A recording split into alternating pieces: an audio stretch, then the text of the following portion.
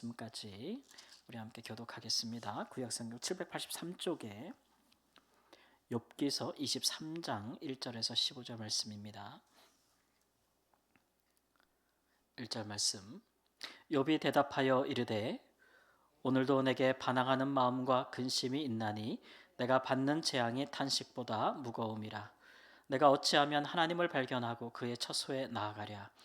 어찌하면 그 앞에서 내가 호소하며 변론할 말을 내 입에 채우고 내게 대답하시는 말씀을 내가 알며 내게 이르는 것을 내가 깨달으랴. 그가 큰 권능을 가지시고 나와 더불어 다투시겠느냐? 아니로다. 도리어 내 말을 들으시리라. 거기서는 정직한 자가 그와 변론할 수 있은즉 내가 심판자에게서 영원히 벗어나리라. 그런데 내가 앞으로 가도 그가 아니 계시고 뒤로 가도 보이지 아니하시며 그가 왼쪽에서 일하시나 내가 만날 수 없고 그가 오른쪽으로 돌이키시나 배울 수 없구나.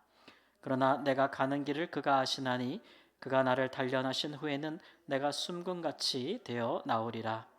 내 발이 그의 걸음을 바로 따랐으며 내가 그의 길을 지켜 치우치지 아니하였고 내가 그의 입술의 명령을 어기지 아니하고 정한 음식보다 그의 입의 말씀을 귀히 여겼도다. 그는 뜻이 일정하시니 누가 능히 돌이키랴. 그의 마음에 하고자 하시는 것이면 그것을 행하시나니 그런즉 내게 작정하신 것을 이루실 것이라. 이런 일이 그에게 많이 있느니라. 그러므로 내가 그 앞에서 떨며 지각을 얻어 그를 두려워하리라. 아멘. 욥은 오늘 말씀해 보니까 내가 하나님께 나가서 변론하게 되면 나는 하나님 앞에서 좀 혐의를 벗을 것이다. 그러니까 내가 죄가 있다고 말하는 것에 대해서 나의 무고함은 밝혀질 것이고 또 하나님은 내게서 이 고난을 걷어가시지 않겠는가 그렇게 되게 확신하고 있어요. 그러니까 이런 모습들이 친구들에게는 굉장히 교만해 보이지만 욥은 굉장히 이런 부분에 당당하죠. 근데 이것이 이제 뭐 그들 친구들이 말하는 것처럼 이렇게 교만해서 마음에서 나오는 것은 아니고 오늘 말씀 2절에서도 보듯이 이 고난의 날이 계속되면서 마음이 그냥 들쭉날쭉하는 거죠. 하나님을 향한 친구들을 향한 원망도 일어났다가 가라앉고 하나님을 향한 반항도 일어났다가 가라앉고 여러 가지 그런 복잡하고 참 많은 어려움 속에서 그가 이렇게 하나님을 향해 점점 한 걸음씩 나아가고 있는 것입니다. 그가 이렇게 하나님 앞에 나아가면 하나님께서 나를 정말 내 무고함을 신원해 주시리라 라고 확신하는 이유가 있는데 그 중에 하나가 뭐냐면은 내가 나아가서 하나님께 하길 시작한다면 하나님께서 나와 다투시겠느냐 이런 얘기예요. 전능자가 나와 다투시겠느냐. 그리고 나는 변론할 때 하나님 앞에 내가 가지고 갈 무기가 하나밖에 없다는 거예요. 그게 뭐냐면 정직함. 나는 정직하게 나가겠다. 그러면 하나님께서 나와 다투시겠느냐. 오히려 내 말을 들어주지 않겠느냐 이런 얘기죠. 그렇게 된다면 결국 하나님께서 내가 하시는 말씀을 내가 좀 들어볼 것이고 그러면 하나님께서 내게 심판을 걷어가실 것이다. 나의 무고함이 밝혀질 것이다. 이렇게 이제 확신하고 있습니다. 뭐 일단은 욥이 말하는 것처럼 하나님이 우리와 더불어서 말싸움을 하시는 분은 아니잖아요. 격이 있지, 그렇죠? 우리가 하나님 앞에 막 따지고 또 우리 자신에 대해서 이야기한다 할지라도 하나님이 그것에 대해서 일일이 우리에게 서로 이렇게 말로 서로 부딪히실 분은 아니죠. 예전에 제가 선교지에서 어떤 선배 선교사님이 한국에서 이제 20살짜리 청년이 이제 단기 선교로 혼자 왔는데 그 친구가 이제 믿음이 좋아서 온 것은 아니고 이제 부모님이 보기에도 참 골치가 아파서 얘를 선교지라도 보내서 좀 어떻게 좀 변화를 시켜야겠다 이런 마음으로 이제 보내신 것입니다. 이 아이가 왔는데 선교사님이 이제 이 아이를 좀 잘 사실 아이가 이렇게 잘 준비된 아이가 아니잖아요. 그러니까 잘 보살펴야 되는데 선교사님 마음에 이놈의 자식 고생 한번 해봐라. 즉실하게 고생해갖고 아마 여기서 그냥 죽은 듯이 살다 보면 변화되겠지 이런 마음이 생기셨나 봐요. 그래서 애를 그냥 새벽부터 늦게까지 현지들과 같이 노동을 시키면서 고생을 시키고 막 이렇게 했던 거예요. 그러니까 애가 막 그 믿음도 별로 없는데 선교사님을 향한 불만과 막 이런 게 막 그래가지고 뭐 난리가 났죠. 그래서 막 선교사님한테 막 불평을 해소하는데 선교사님 한번 그 전에 저한테 그런 고민을 얘기하시더라고요. 그래서 저는 이제 제가 연소했지만 그분보다 그래도 제가 이런 말씀 드렸어요. 선교사님 다투지 마세요. 청년이랑. 그 아이는 이제 20살에 불과하고 아직 믿음이 약하고 선교사님은 50이 넘으셨고 우리가 산전수전 공주증 다 겪었는데 주의 나라를 위해서 20살짜리가 말싸움하고 다퉈서 무슨 유익이 있겠습니까? 그러지 마시고 아예 좀 들어주시고 아이가 힘들다고 하면 좀 쉬게도 해주시고 그러면 안 돼요? 그랬더니 우리 선교사님이 되게 마음이 강성이라 무슨 얘기냐고 막 이러면서 이제 그래가지고 애라고 엄청 다투셨죠. 나중에는 애가 막 네가 목사냐 해서 덤벼 들어가지고 막 그냥 아주 심각한 상태까지 가고 막 한국에다가 막 전화해서 막 교회랑 막 가정이 난리가 나고 뭐 하여튼간 관계가 다 깨져버렸어요. 그래서 그 일 때문에 우리 선교사님도 이제 교회로부터 이제 또 이렇게 끊어지고 파송교회로부터 끊어 막 이런 일들을 보면서 뭐 그런 생각이 들었죠. 이게 우리가 50이 넘고 목사 선교사인데 20살짜리랑 다퉈서 뭐 하겠는가. 옳고 그름을 다투는 그런 싸움을 해서 뭐 하겠는가. 그래서 20살한테 옳다고 내가 옳다고 선교사님 옳다고 받아내면 뭐 할 것이며 네가 잘못했다고 하면 또 무엇 할 거냐. 그런 것들은 그런 것들보다 더 큰 것이 있지 않냐 이런 얘기죠. 그래서 그런 생각을 한번 해본 적이 있는데 그렇습니다. 하나님이 우리가 하나님 앞에 가서 막 원망하고 불평하고 뭐 반항하고 그러면 하나님이 우리와 똑같은 수준에서 우리랑 다투시겠냐고요. 그런 분은 아니지 않습니까? 뭐 우리 자녀들이 우리가 더 원망할 때 우리가 똑같이 할 필요는 없지 않습니까? 원망을 받지요, 그죠? 원망을 받지 않습니까? 우리가 자녀들에게 듣는 것이죠. 듣는 것. 그것이 이제 더 높은 자, 연륜이 있고 지혜가 있는 자의 바른 태도가 아니겠습니까? 같이 충돌할 수 없는 거죠. 욥이 이제 그런 하나님에 대해서 이야기하는 겁니다. 그리고 또 하나는 이제 내가 정직하게 하나님 앞에서 이렇게 변론할 건데 하나님이 들어주시는 분이 날 내치진 않을 거라는 것도 하나. 또 하나는 뭐냐면 자기가 아무리 자기 인생을 돌이켜봐도 오늘 이제 8절 아니 이제 11절 12절 말씀에 나오듯이 내가 하나님의 말씀을 내가 사는 동안에 정말 내가 그 말씀을 귀히 여겼다는 거예요.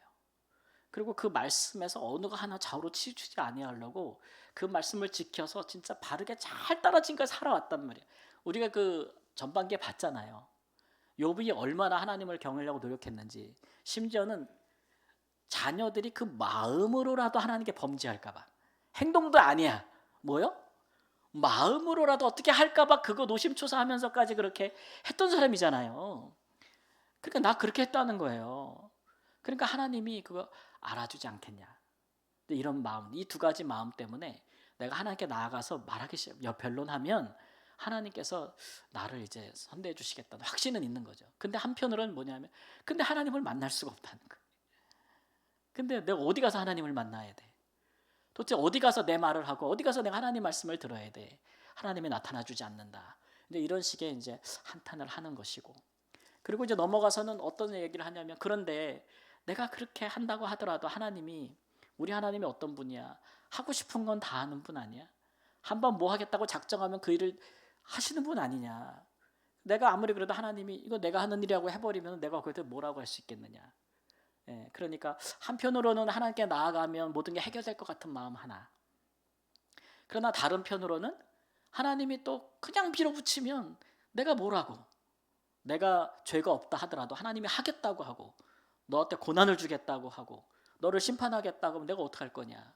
그러니까 한편으로는 하나님을 신뢰하면서도 한편으로는 하나님이 무섭다, 두렵다 이 얘기를 지금 하고 있는 것이죠. 근데 이제 우리가 이렇게 욥의 이 과정을 참 보면 욥이 참 그 시대의 사람이라는 사실들을 알게 되는 것인데 왜냐하면 욥은 죄가 없는 자기들에게 모든 것이 네 죄 때문이라고 정죄하는 친구들을 인정하지 않습니다. 그렇죠? 그러면서도 계속 공격을 받으니까 자기도 거기에 몰입하게 되는 거예요. 그래서 하나님께 드리는 기도가 다 어떤 내용이냐면 하나님 나 죄 없다는 거 밝혀달라. 나 죄 없다는 거. 근데 하나님 왜 나를 심판하시느냐. 죄 없다는 걸 밝혀달라. 막 이렇게 하면서 하나님 이래도 되는 겁니까? 이렇게 얘기하고 있는 거예요. 그러니까 하나님은 욥을 정죄하지 않잖아요. 욥이 고난을 당한다고 해서 그게 하나님 욥을 정죄하고 있다는 건 아니에요. 근데 욥이 친구들의 공격을 받다 보니까 하나님도 그렇게 생각이 되는 거예요. 하나님도 나를 정죄하고 있는 게 아닌가? 하나님도 나를 죄 때문에 심판하고 있는 게 아닌가? 그래서 계속 불평하고 원망하고 항의하고 변론하려고 하고 방법을 모르겠다고 이야기하고 막 그러니까 친구들은 더 공격하고 그래서 이런 식으로 나아가고 있는 계속 진행이 되고 있는 것을 볼 수가 있습니다. 그러니까 욥이 이제 이런 우리의 고난은 죄의 결과라는 이런 사상, 당시 사람들의 사상에서 자기조차도 벗어날 수가 없어서 아니라고 생각하면서도 하나님을 향해서도 그렇게 호소하고 있는 모습을 보게 되는 거죠. 그런데 이제 우리 예수님을 한번 생각해 보십시오. 예수님도 죄 없이 그가 고난을 당하셨으나 그런 일들에 대해서 하나님 앞에 항변하거나 또는 원망하거나 하나님 나의 무죄함을 밝혀달라고 그렇게 하나님을 향해서 막 그렇게 항의하고 그러지 않지 않습니까? 왜냐하면 그가 무죄한 것을 그도 알고 그가 안다면 누구도 아시겠습니까? 하나님도 아시죠. 그러니까 우리는 욥은 지금 하나님께서 변론하겠다고 막 그러는 건데 변론을 안 한다고 하나님 모르시겠냐고요. 욥이 죄가 없다는 것을 죄 때문에 온 고난이 아니라는 것을 욥이 변론하고 항의하지 않아도 하나님은 알죠. 알죠. 그러면 욥이 이렇게 막 하는 것은 이게 하나님을 향한 거기도 하지만 욥의 그 당시의 믿음과 신앙을 생각해보면 사실은 친구들한테 자기의 무고함을 밝히기 위한 어떤 그런 부분이기도 합니다. 그러니까 그런 부분에 대해서는 진실로 정직하다고 할 수 없어요. 욥이. 그러니까 우리가 하나님께 나아갈 때는 사람에게 보이려고 나가는 게 아니지 않습니까? 하나님 얘네들이 날 지금 공격하는데 하나님도 그렇게 생각해요? 아니면 좀 나서줘야죠. 이럴 수는 없는 거잖아요. 그죠? 그죠? 내 무고함을 나를 공격하는 사람들에게 밝히려면 누구한테 나가면 되는 거예요? 사람하고 변론하면 되는 건데 우리가 하나님께 나아갈 때는 좀 마음이 달라야죠. 하나님도 얘네들처럼 나 그렇게 하는 거 이렇게 아니고 하나님은 다 아시죠? 이런 거죠. 그죠? 내가 죄가 없다는 걸 아시죠? 이 고난이 죄 때문에 오지 않았다는 걸 아시지 않습니까? 그러면 기도가 원망과 불평, 항의로 왔다 갔다 하지는 않을 거예요. 그렇죠? 예수님은 그래서 자기가 고난받고 십자가에 돌아가시는 것에 대해서 하나님을 원망하거나 또 하나님 앞에 따지고 보거나 이러지는 않으셨죠. 오히려 예수님의 기도는 어디로 향했냐면은 죄가 없음에도 불구하고 그가 당하신 고난을 하나님께서 무엇을 위해 사용하기를 원하시는가? 그것이 주님의 뜻이라면 그것이 나의 뜻과 반한다 할지라도 아멘 수용하는 기도로 나가셨다는 거죠.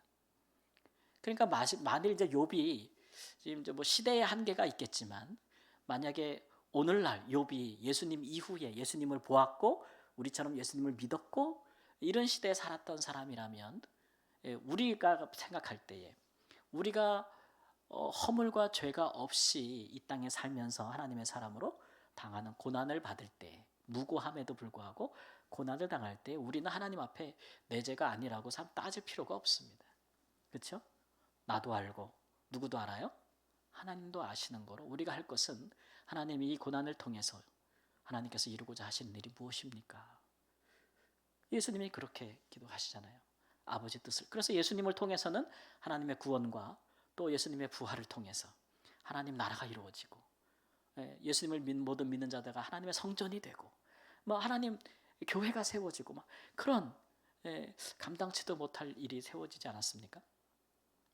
제가 오늘 어떤 그 선교단체 한 곳에 갔다 왔는데 거기도 보면은 그 재단이 어떤 이유로 세워졌냐면 한국에서 기업을 경영하시다가 은퇴하신 분이 선교를 위해 살겠다고 해서 아프리카에 가서 어느 한 나라에 가서 60부터 정말 열심히 선교하시다가 이제 10년 이후에 70세에 거기서 조천하신 거죠.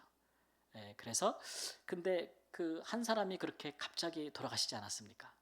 한국에서 기업을 잘 경영하고 정말 그런 분이 갑자기 아프리카로 가신다고 했을 때 너무 다들 놀라고 자녀들도 이게 무슨 일인가 막 이렇게 했었는데 거기 가서 10년을 정말 현지인들과 같이 사시다가 하나님의 부르심을 받았어요. 그런 일을 보면은 우리가 아니 뭐 그분이 뭔 도대체 잘못을 했다고 이렇게 가서 살다가 갑자기 70세에 돌아가셔 이렇게 말할 수가 있는 거 아니지 않습니까? 주님과 나라와 복음을 위하여 그가 기꺼이 자기의 남은 인생을 살다가 하나님 부르신 거잖아요. 그렇죠? 그게 뭐 고난이라고 보면 우리가 고난이랄 수가 있는데 그런 고난을 통해서 하나님이 어떤 일을 이루시는가를, 여러분 예수님의 말씀처럼 그렇게 한 알의 밀이 땅에 떨어져 죽으면 어떻게 돼요? 썩어져 죽으면 끝! 많은 열매를 맺는다 그랬어요. 그 일이 있고 나서 자녀들이 주님께 돌아오고, 자녀들이 아버지께서 하신 일에 유지를 잇겠다고, 자녀들이 선교단체를 세우고 재단을 세워서 더 많은 사람들이 동참하면서 그분 혼자 했던 것과는 상상할 수 없는 일들이 이루어지고 있는 거예요. 많은 열매를. 그분은 한 나라의 아프리카 한 나라의 초등학교에 가서, 마을에 가서 봉사하셨지만, 지금 자녀들이 이어가고 있는 하나님 나라는요, 전 세계 수십 개 국가에 많은 사람들이 동참해서 그 일을 이뤄가고 있는 거예요. 그러니까 그분 한 분이 받은 고난이, 그 고난을 기쁘게, 이거 뭐 때문이에요? 억울해요! 이런 게 아니고, 그죠? 하나님의 뜻으로 받았을 때 예수님처럼 얼마나 크고 놀라운 일들이 이루어지는가, 그런 것들을 우리가 보게 되니까 우리는 고난받을 때 기도가 달라야 됩니다. 믿음이 없는 사람처럼 원망하고 뭐 때문이냐고 따지고 들고 그런 것을 우리 기도가 끝나면 어리석은 것이고, 사실은 하나님 조금이라도 우리가 주를 위해 고난을 받을 수 있다면 이 고난을 통해서 주의 나라를 이루소서라고 기도할 수도 있는 그런 성숙한 기도자가 되시기를 우리 주 예수님의 이름으로 축원합니다. 아멘.